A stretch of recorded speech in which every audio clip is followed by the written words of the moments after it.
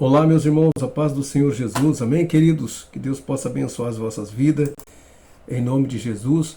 Nós estamos mais uma vez aí para trazer a meditação sobre a vida de Abraão. Vamos aprender coisa extraordinária com Abraão.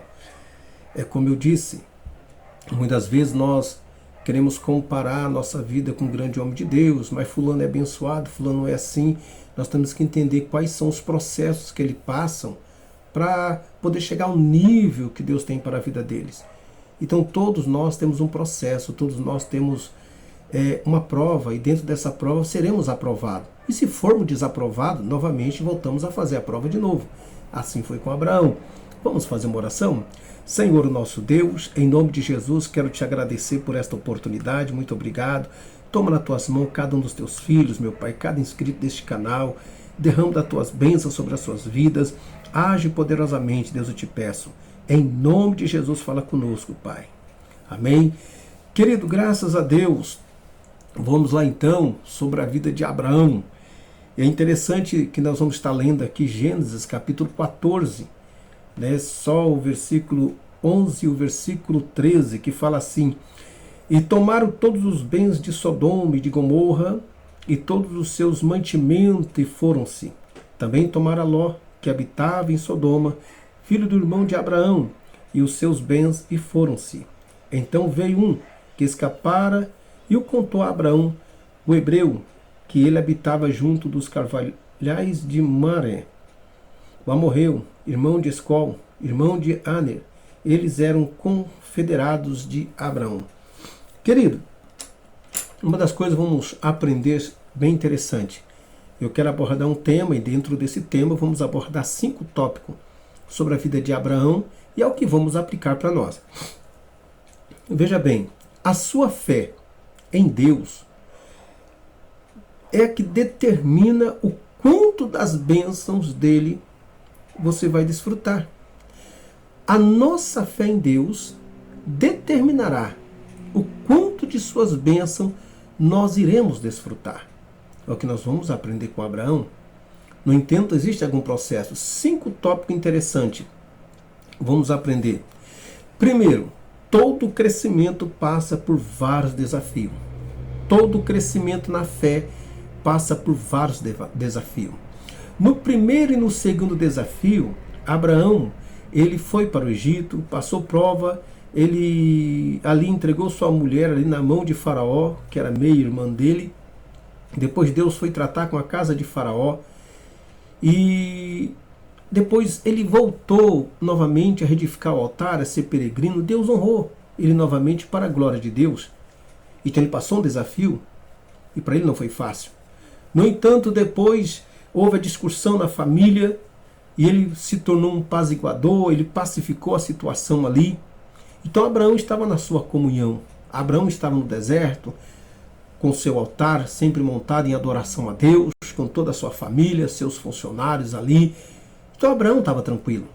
Mas houve um problema, houve uma guerra no capítulo 14, 5 reis contra 4, um povo que estava sofrendo demais por causa de um poder egípcio muito grande, e eles resolveram então se levantar contra o governo de sua época.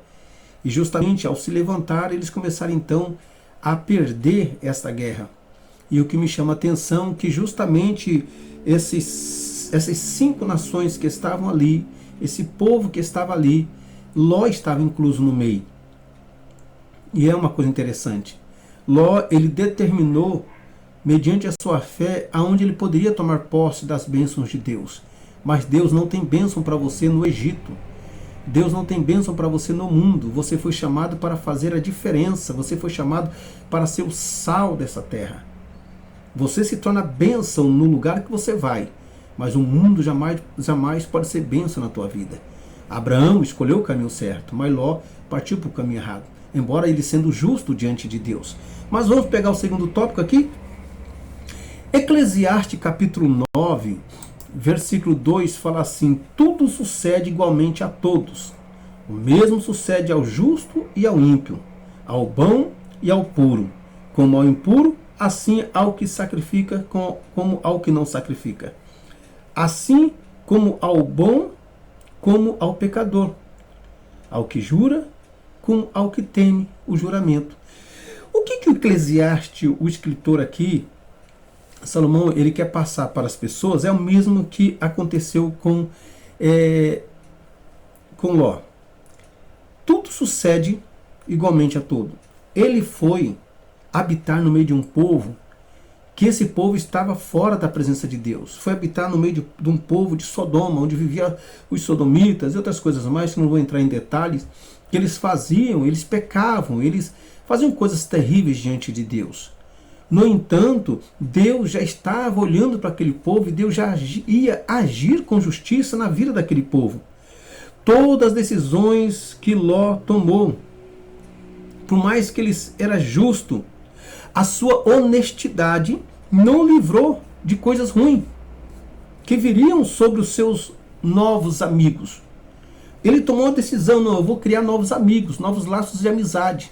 Em vez de ficar próximo ao seu tio, né, que estava adorando a Deus ali, não, ele foi criar novos laços de amizade com o mundo.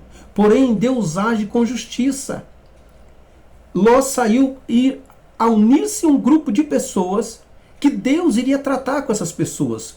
Mesmo ele estando lá, ele ia ser tratado no mesmo nível que essas pessoas. Quando uma pessoa que faz parte do nosso ciclo de amizade, faz parte da nossa família, toma uma decisão fora do projeto de Deus, mesmo sendo um crente, mesmo sendo uma pessoa justa, e parte por caminho que você percebe que não faz parte do projeto de Deus, aonde essa pessoa está, quando Deus virar a cara para tratar com as pessoas ímpias, mesmo que sendo justo, o que estiver lá, Deus vai agir da mesma maneira. Assim Deus permitiu esta guerra para tratar com as pessoas de Sodoma, de Gomorra e os demais reis que ali estavam, que eles estavam fora da presença de Deus. E o que me chama a atenção é que lá estava Ló no meio. E nos diz que quando lemos o texto, eles foram levados a cativo. Sua família, sua riqueza, tudo foi levado ao cativeiro. O que acontece então? No terceiro tópico. Uma coisa bem interessante nós temos que guardar aqui em nosso coração. Ló falhou, né? Vamos dizer assim, ele falhou em seu dever para com seu tio.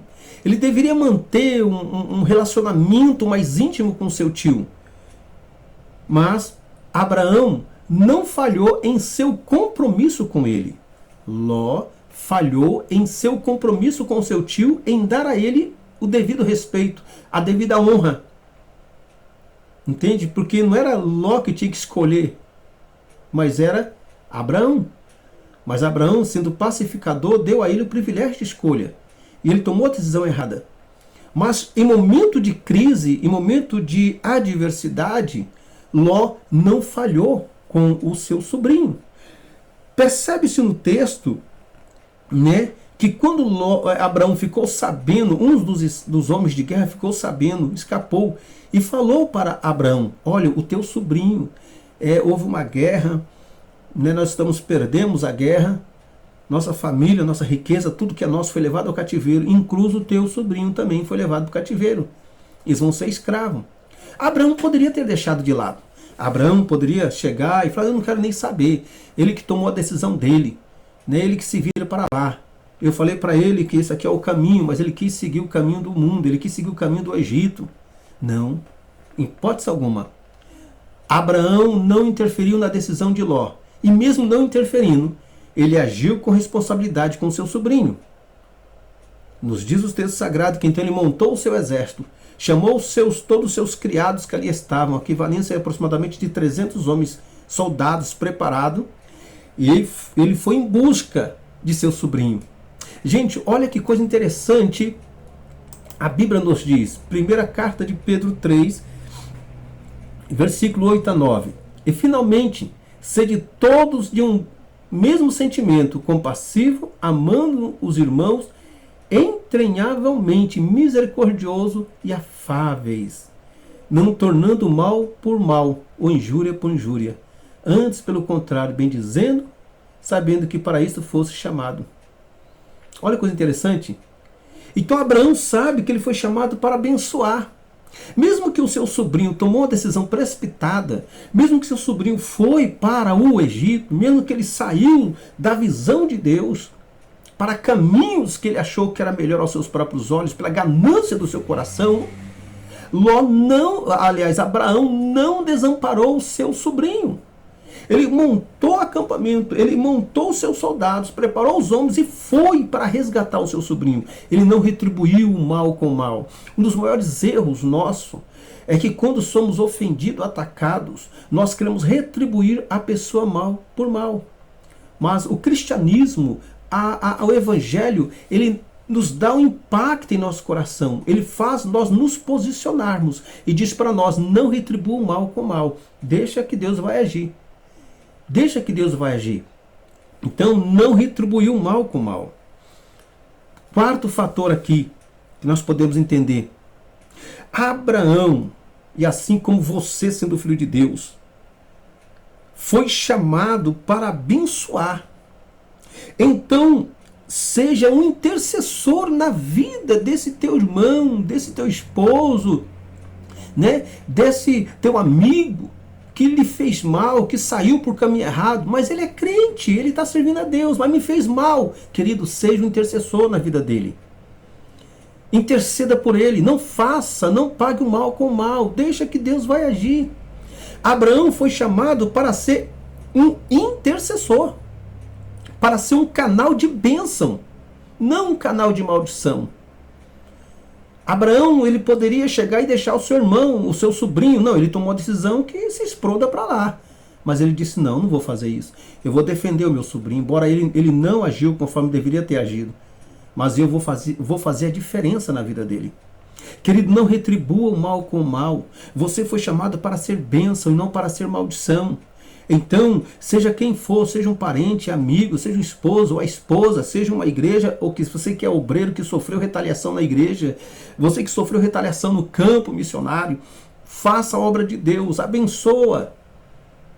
Abençoa sem questionar. Deixa que Deus vai agir por você. Você foi chamado. Deus conta com você nessa batalha. Porque muitos que muitas das vezes nos maltratam, que te maltrata, eles não vão entender o plano de Deus, eles não vão entender o que é batalha espiritual. Mas você compreende o que é batalha espiritual. Então seja um intercessor na vida deles e deixa Deus agir. Quinto fator. A bondade de Deus deveria ter levado Ló ao arrependimento. A bondade de Deus deveria ter levado Ló ao arrependimento, sabia? Mas o que aconteceu? Ló, ele não reconheceu a bondade de Deus. Claro que ali ele poderia ter feito voto com Deus, poderia ter falado com Deus, se o Senhor me livrar, eu vou te servir. Não, Deus levantou Abraão. Abraão chamou todos os seus servos ali, 300 homens, conseguiu libertar o seu sobrinho, conseguiu libertar o povo de Sodoma ali, o povo de Gomorra, conseguiu libertar todos aqueles a quais não fazia parte da sua aliança de promessa, mas por amor à vida de Ló, e também ele libertou a todos. E Ló deveria levantar a mão para o céu e falar, não, eu vou levantar o meu altar, eu vou ter uma vida com Deus. Não, a Bíblia nos ensina que então Ló, ele voltou para Sodoma. Voltou para Sodoma.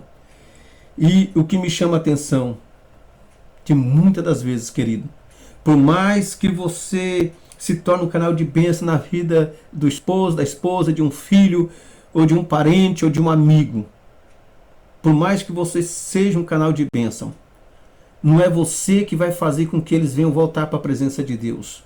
Não é você que vai obrigá-los a voltar para a presença de Deus. Abraão não interviu na decisão de Ló.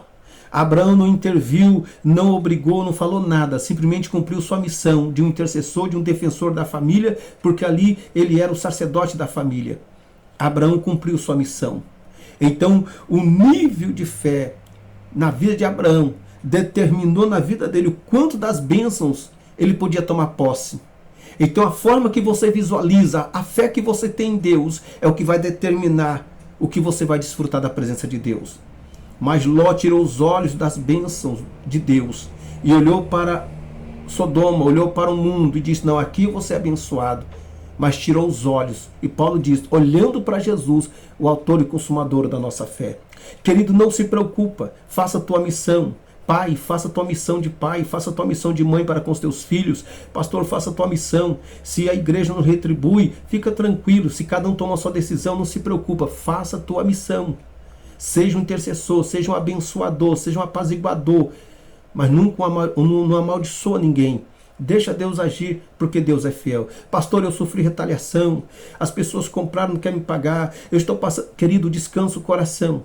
Seja um intercessor, porque agindo Deus, quem impedirá?